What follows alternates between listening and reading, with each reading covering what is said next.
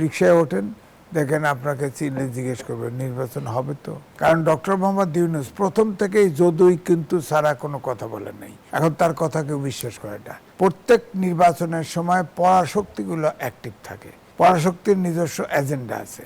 Train যেমন চলে, ট্রেনের ইঞ্জিন তেমন নষ্ট হতে পারে, ট্রেন অ্যাক্সিডেন্টও হতে পারে। এখন যে ট্রেন চলছে, এই ট্রেনের পথ কিন্তু খুব কণ্টকাকীর্ণ, কারণ অভ্যুত্থানের শক্তিগুলো দ্বিধাবিভক্ত। এখন ধরেন আইন শৃঙ্খলা বাহিনী এখনো ঠিক করতে পারে নাই, আর্মি থাকবে স্ট্রাইকিং ফোর্স। তো মোটামুটি যে নির্বাচনের স্টেক হোল্ডার, ধরে নিচ্ছি সরকার ঠিক আছে, ধরে নিচ্ছি ইলেকশন কমিশন ঠিক আছে, তারপরেই তো ঠিক নাই, আইন শৃঙ্খলা বাহিনী ঠিক নাই, প্রশাসন ঠিক নাই, অভ্যুত্থানের শক্তিগুলো ঠিক নাই।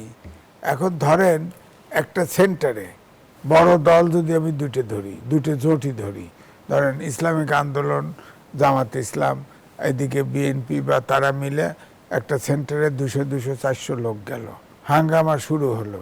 হ্যাঁ, তখন তো পাট খেতে ব্যালট বক্স নিয়ে দৌড়াবে, অথবা ধান কাটে দৌড়াবে, কে ঠেকাবে? সুতরাং যতক্ষণ পর্যন্ত অভ্যুত্থানের শক্তি অন্তত পক্ষে সবাই আন্তরিকভাবে একটা নিরপেক্ষ নির্বাচনের ব্যাপারে একমত না হবে, অর্থাৎ বাহ্যিকভাবে, অর্থাৎ ততক্ষণ পর্যন্ত কিন্তু নির্বাচন নিয়ে শঙ্কা থাকবে। এখন আপনি রিকশায় ওঠেন, দেখেন আপনাকে চিনলে জিজ্ঞেস করবে নির্বাচন হবে তো।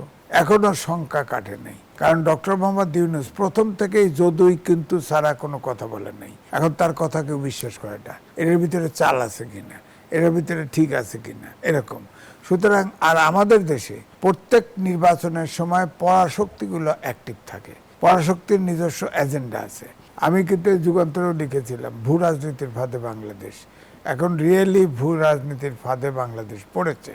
আমি বলবো, দেখেন ওই গার্মেন্টস ইন্ডাস্ট্রি এক্সপোর্টের উপরে ট্যাক্স বসালো না আমেরিকা, তখন তো নেগোশিয়েট করতে গেছে, যা কিন্তু গোপন চুক্তি করে আসছে। চুক্তিটা আজ পর্যন্ত জানি না।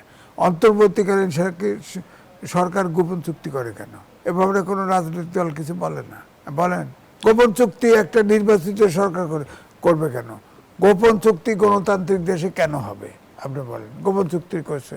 এখন আপনি দেখেন 2টা পোর্ট বিদেশি ধারাতে দিয়ে দিছে, মানবিক করিডোর দিবে না, এর নিশ্চয়তা কি?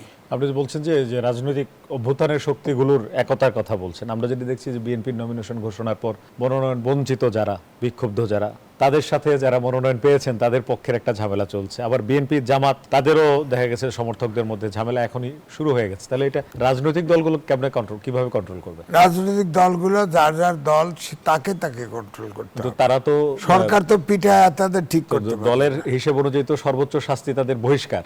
বিভিন্ন কারণে তারা বহিষ্কার করেন, কিন্তু এটা তো কন্ট্রোল করতে পারছেন না। বহিষ্কার হলে ধরেন বিএনপির অনেক বহিষ্কার করছে, প্রায় 5-7 হাজার হয়ে পারে।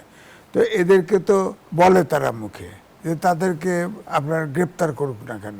এখন আইন শৃঙ্খলা বাহিনী তো এখনো স্টমার থেকে ওঠে নাই। অ্যারেস্ট করলেই তো বিএনপির লোক হলে অ্যারেস্ট করে না, জামাতের লোক হলে অ্যারেস্ট করে না, ইসলামিক আন্দোলনের লোক হলে ভয় পায়, ভাবে যে তারা তো এখন রুলার, সরকার তো কোনো মতে আছে, তারা তাদের কাউকে ধরে না। কারণ আপনি বলছেন যে এই যে নির্বাচনের ট্রেন, এই ট্রেনের যাত্রাপথ নিরাপদ না।